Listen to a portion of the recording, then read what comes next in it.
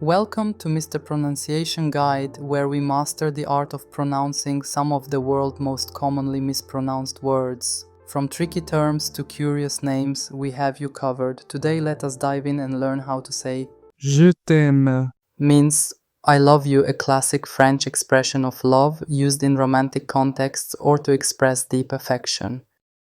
Je t'aime. Je t'aime. Je t'aime. Je t'aime. Je t'aime. Je t'aime. Je t'aime. Je t'aime.